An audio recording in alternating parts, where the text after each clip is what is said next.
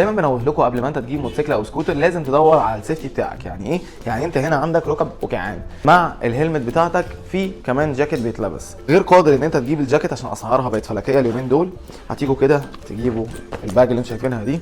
الشنطه دي بقى فيها شويه حاجات كده.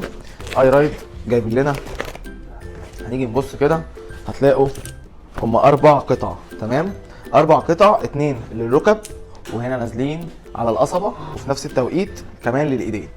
سهله جدا في اللبس، تقدر ان انت تلبسها فوق الهدوم بتاعتك ومفيش اي مشكله خالص. حط ايدينا كده تمام على بقى قميص، على تي شيرت، عادي جدا، حاجه ومنتهى الشياكه والجمال. لا قدر الله وقعت، انا مش هقول لك ان هو مش هيخليك ما تتكسرش او لا قدر الله، الاعمار بيد الله، بس على الاقل انت مش هتتجلط.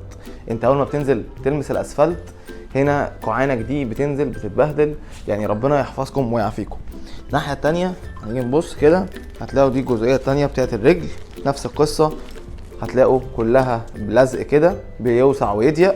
تمام، وينفع تلبسها برضو على البناطيل عادي جدا، بحيث انت لو رحت اي مكان يا دوبك هو لمجرد ان هو سكotش كده، بصوا كده وتقفل.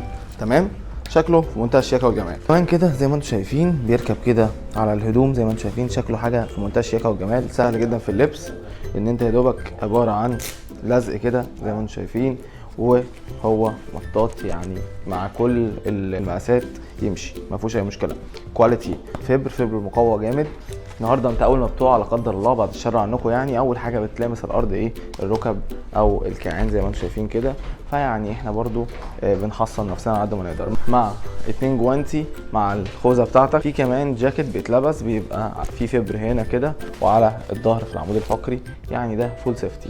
بس يعني اضعف الايمان ممكن تجيب الركب دي مع الكيعان كده حاجه كويسه. الكيعان والركب دي موجوده في معرض اي رايد، عاملين 950 جنيه. اي حد عايز الركب وكيعان دي هتلاقوا الرقم هيظهر عندكم في الشاشه او في الكومنت تحت او في الديسكريبشن. اتمنى ان انا اكون فدتكم حتى ولو 1%. دي كده كانت معلومه على السريع. سلام.